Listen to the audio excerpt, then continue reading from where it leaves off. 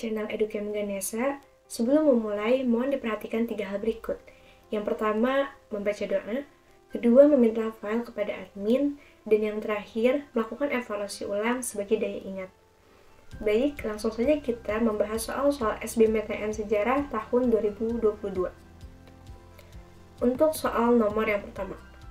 Berdasarkan penelitian Alfred Russel Wallace, Indonesia dibagi menjadi 2 bagian berdasarkan flora dan faunanya. Di bagian timur, Indonesia terdapat daratan yang menghubungkan Papua dan pulau-pulau di sekitarnya dengan Australia yang dikenal dengan A. Paparan Sunda, B. Paparan Sunda Besar, C. Indo-Malayan Region, D. Paparan Sahul, dan E. Paparan Indo-Australia. Saya akan beri waktu 5 detik untuk menjawab soal ini.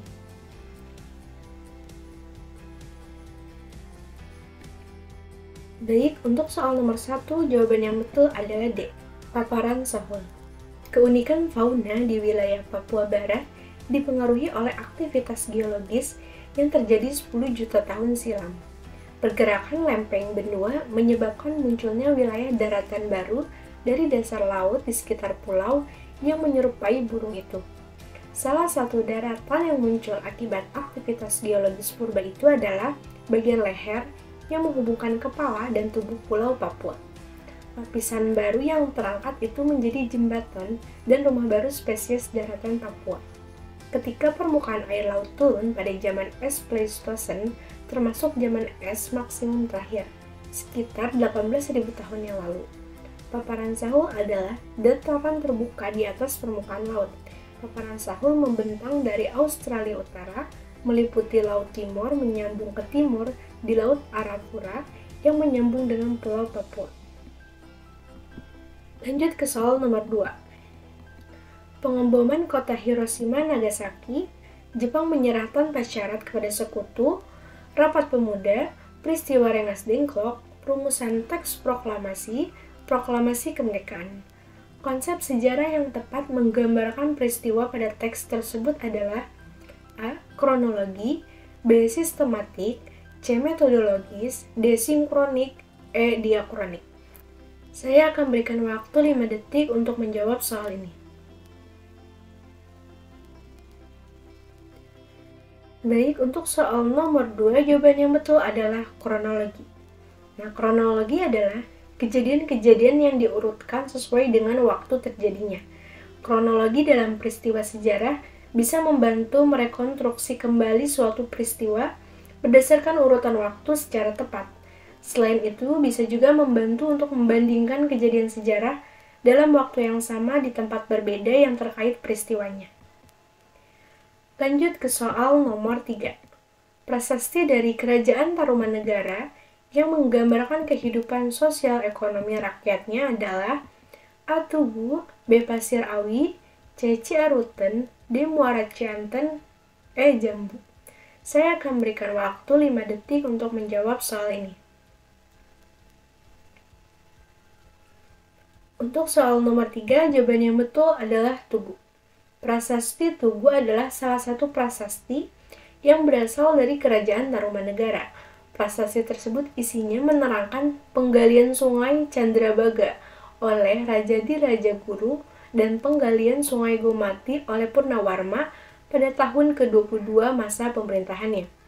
Penggalian sungai tersebut merupakan gagasan utama untuk menghindari bencana alam berupa banjir yang sering terjadi pada masa pemerintahan Purnawarma dan kekeringan yang terjadi pada musim kemarau. Selain itu juga, penggalian 2 sungai tersebut digunakan untuk kepentingan ekonomi. Lanjut ke soal nomor 4. Tujuan bangsa Portugis dan Spanyol melakukan penjelajahan samudera pada abad XP adalah A. Mencari sumber daya manusia, B. Mendistribusikan hasil produksi, C. Mencari kejayaan dan kekuasaan, D. Menyebarkan ideologi liberalisme, E. Membuktikan teori bumi datar. Saya akan berikan waktu 5 detik untuk menjawab soal ini. Baik, untuk soal nomor 4, jawaban yang betul adalah mencari kejayaan dan kekuasaan. Bangsa Portugis merupakan bangsa Eropa pertama yang mencapai Kepulauan Nusantara. Pencarian mereka untuk mendominasi sumber perdagangan rempah-rempah yang menguntungkan pada abad ke-16. Mencari kejayaan dengan menguasai daerah-daerah jajahan dan usaha penyebaran Katolik Roma. Percobaan awal bangsa Portugis mendirikan koalisi dan perjanjian damai pada tahun 1512 dengan kerajaan Sunda di Parahyangan gagal akibat sikap permusuhan yang ditunjukkan oleh sejumlah pemerintahan Islam di Jawa, seperti Demak dan Banten. Lanjut ke soal nomor 5. Selain Batavia dan Sri Lanka, markas VOC berada di pulau buatan dekat Nagasaki, yaitu A. Denjima, B. Iwo Jima, C. Hiroshima, D. Saipan, dan E. Honshu. Saya akan berikan waktu 5 detik untuk menjawab soal ini. Baik, untuk soal nomor 5, jawaban yang betul adalah A. Denjima. VOC mendirikan markasnya di Batavia, dan sekarang berupa Jakarta di Pulau Jawa. Pos kolonial lainnya juga didirikan di tempat lainnya di Hindia Timur yang kemudian menjadi Indonesia, seperti di Kepulauan Rempah-Rempah atau Maluku, yang termasuk Kepulauan Banda di mana VOC menjalankan monopoli atas pala dan fuli. Metode yang digunakan untuk mempertahankan monopoli termasuk kekerasan terhadap populasi lokal dan juga pemerasan dan pembunuhan massal. Pos perdagangan yang lebih tentram terletak di Desima, pulau buatan di lepas pantai Nagasaki. Daerah ini adalah tempat satu-satunya di mana orang Eropa dapat berdagang dengan Jepang. Selanjutnya nomor 6. Landrat atau pengadilan di masa kolonial berlangsung di kantor dan sekaligus kediaman Regen sebab A. Pengadilan masa itu tidak sering terjadi. B. Belum ada gedung yang representatif. C. Untuk menghemat anggaran negara. D. Menggunakan sistem birokrasi satu atap. E. Yang bertindak sebagai hakim adalah Regen atau bupati. Saya akan berikan waktu 5 detik untuk menjawab soal ini. Baik, untuk nomor 6, jawaban yang betul adalah A. Pengadilan masa itu tidak sering terjadi. Kenapa? Karena landren atau pengadilan di masa kolonial berlangsung di kantor dan sekaligus kediaman bupati. Karena pengadilan kala itu tidak sering terjadi dan tidak diadakan setiap hari, maka biasanya diadakan di kantor bupati. Lanjut ke soal nomor 7. Indies Tripartite memiliki ciri keanggotaan yang tidak membedakan ras, etnis, dan agama. Selain itu, Indies Tripartite dinilai radikal oleh pemerintahan kolonial Belanda karena memiliki tujuan A. Indonesia berparlemen, B. Indonesia bersatu, C. Indonesia melawan, D. Indonesia menggugat, dan E. Indonesia merdeka. Saya akan berikan waktu 5 detik untuk menjawab soal ini. Baik, untuk soal ini jawaban yang betul adalah E. Indonesia merdeka. Nah, tujuan Indies Tripartite adalah untuk kemerdekaan Indonesia. Nah, Indies Tripartite merupakan salah satu organisasi politik pertama yang memiliki tujuan untuk kemerdekaan Indonesia. Nah, berikut tujuannya. Yang pertama, membangun rasa patriotisme seluruh rakyat. 2. Menerapkan kerjasama. 3. Memajukan tanah air. Dan yang terakhir, mempersiapkan kehidupan rakyat Indonesia sebagai rakyat yang merdeka. Lanjut ke soal nomor 8. Pada awal pemerintahannya, Presiden Soekarno membentuk susunan kabinet dengan komposisi 12 kementerian dan 4 menteri negara. Salah satu menteri yang diangkat tersebut adalah Ki Hajar Dewantara sebagai A. Menteri Pengajaran, B. Menteri Pendidikan, C. Menteri Sosial, D. Menteri Luar Negeri, dan E. Menteri Dalam Negeri. Saya akan berikan waktu 5 detik untuk menjawab soal ini. Baik, untuk nomor 8, jawaban yang betul adalah Menteri Pengajaran. Nah, salah satu hasil sidang Ketua PPKI adalah pembentukan 12 kementerian, kabinet di tiap departemen, serta 4 menteri negara non-departemen. Dan Ki Hajar Dewantara ditunjuk sebagai Menteri Pengajaran. Lanjut ke soal nomor 9. Bentuk dukungan Amerika Serikat terhadap penyelesaian konflik Indonesia-Belanda pada awal kemerdekaan adalah A. Mengirimkan diplomat dalam perjanjian Indonesia-Belanda, B. Memblokade kapal-kapal Belanda di Amerika Serikat. C. Mengancam menghentikan bantuan Marshall Plan kepada Belanda. D. Membentuk lembaga khusus untuk Indonesia. E. Memberikan bantuan senjata untuk Indonesia. Saya akan memberikan waktu 5 detik untuk menjawab soal ini. Baik, untuk soal nomor 9, jawaban yang betul adalah C. Mengancam menghentikan bantuan Marshall Plan kepada Belanda. Nah, alasannya membengkaknya utang Hindia Belanda juga karena banyak biaya yang harus dikeluarkan Belanda untuk melakukan 2 agresi militer. Di sisi lain, pihak Indonesia hanya mau menanggung utang Hindia Belanda hingga Maret 1942, atau berakhirnya era Hindia Belanda, seiring kedatangan Jepang.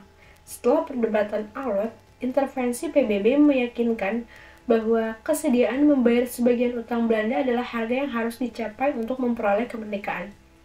Menerima pembayaran utang dari Indonesia, rupanya Belanda menggunakannya untuk mendukung pemulihan negaranya pasca perang. Belanda yang harus membangun kembali dirinya setelah Perang Dunia II menggunakan pinjaman Marshall Plan dari Amerika Serikat. Nah, pinjaman itu pula yang digunakan oleh Amerika Serikat untuk memaksa Belanda mengakui kedaulatan Indonesia. Lanjut soal nomor 10. Salah satu poin yang dihasilkan dalam KMB adalah dibentuknya RIS. Tokoh yang terpilih sebagai Presiden RIS adalah A. Soekarno, B. Muhammad Hatta, C. Muhammad Natsir, D. Sultan Zahir, E. Mr. Asad. Saya akan berikan waktu 5 detik untuk menjawab soal ini. Baik, untuk soal nomor 10, jawaban yang betul adalah A. Soekarno. Soekarno merupakan tokoh yang dipilih Komite Nasional Indonesia Pusat menjadi Presiden Federasi Republik Indonesia Serikat atau RIS pada tahun 1949. Lanjut ke soal nomor 11. Pidato Presiden Soekarno yang berjudul Menyelamatkan Republik Proklamasi pada tahun 1957 berisi mengenal gagasan demokrasi terpimpin yang dikenal dengan A. Konsepsi Presiden, B. Berdikari, C. Manipul Usdek, D. Demokrasi Kita, E. Manifesto Politik. Saya akan berikan waktu 5 detik untuk menjawab soal ini. Baik, untuk soal nomor 11, jawaban yang betul adalah konsepsi Presiden. Menjelang akhir masa demokrasi liberal, Presiden Soekarno menilai sistem parlementer yang diterapkan mengalami kegagalan. Oleh karena itu, pada tahun 1957, Presiden Soekarno berpidato di hadapan tokoh-tokoh partai politik dengan judul Menyelamatkan Republik Proklamasi. Dalam pidato tersebut, muncul sebuah gagasan, yaitu konsepsi presiden, yang berisi dalam pembaruan struktur politik harus diberlakukan sistem demokrasi terpimpin yang didukung oleh kekuatan-kekuatan yang mencerminkan aspirasi masyarakat secara seimbang. Pembentukan kabinet gotong royong berdasarkan imbangan kekuatan masyarakat yang terdiri atas wakil partai-partai politik dan kekuatan golongan politik baru, golongan fungsional, atau golongan karya.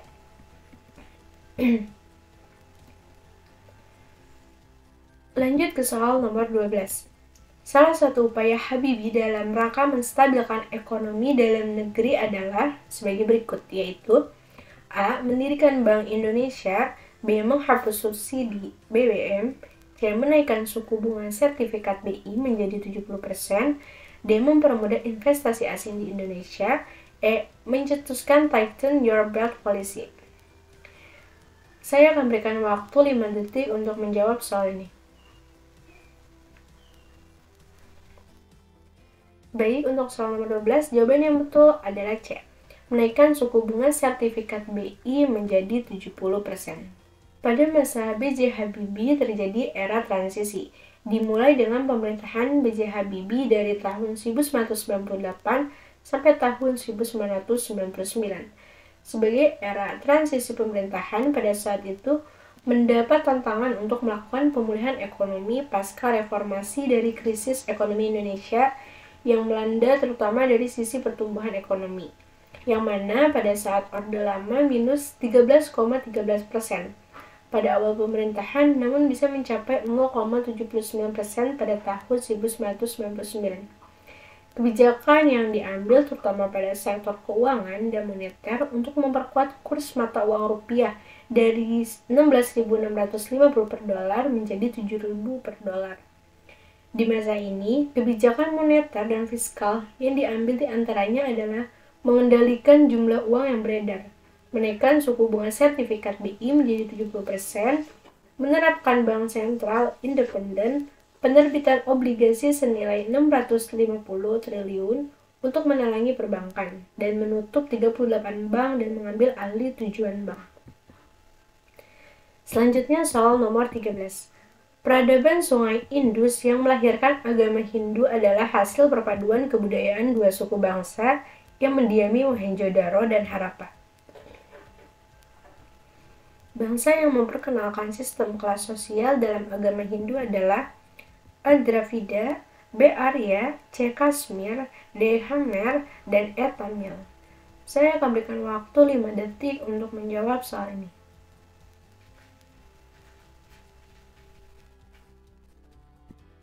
Jawaban yang betul adalah B. Arya.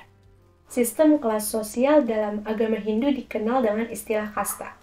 Kasta merupakan pembagian tingkatan yang membagi masyarakat ke dalam 4 sekat, yaitu Brahmana, Ksatria, Waisya, dan Sudra.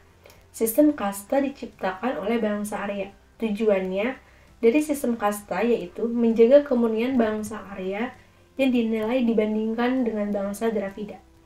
Setiap kasta melaksanakan tugas dan kewajibannya masing-masing dalam masyarakat dan bernegara.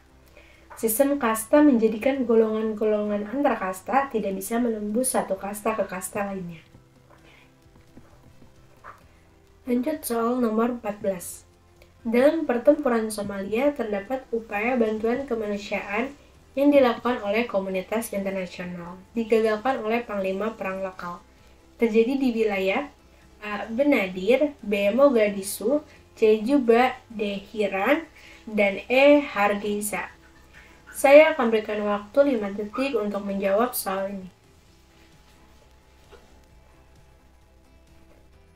Nomor 14, jawaban yang betul adalah Mogadishu. Perang Amerika Serikat terhadap terorisme jaringan Al-Qaeda diwujudkan dalam sebuah pertempuran di Somalia. Pasukan operasi khusus Amerika Serikat akan membantu pemerintahan Somalia yang sedang menyiapkan serangan untuk menghalau militan Al-Qaeda. Dalam pertempuran yang dikenal sebagai Battle of Mogadishu pada Oktober tahun 1993, Amerika Serikat juga menggunakan pengaruhnya sebagai penyokong terbesar bantuan kemanusiaan bagi Somalia. Hal itu telah mendorong lembaga-lembaga bantuan private untuk bergerak cepat ke daerah yang baru dibebaskan, itu guna membantu penduduk sipil intervensi militer Amerika Serikat di Somalia.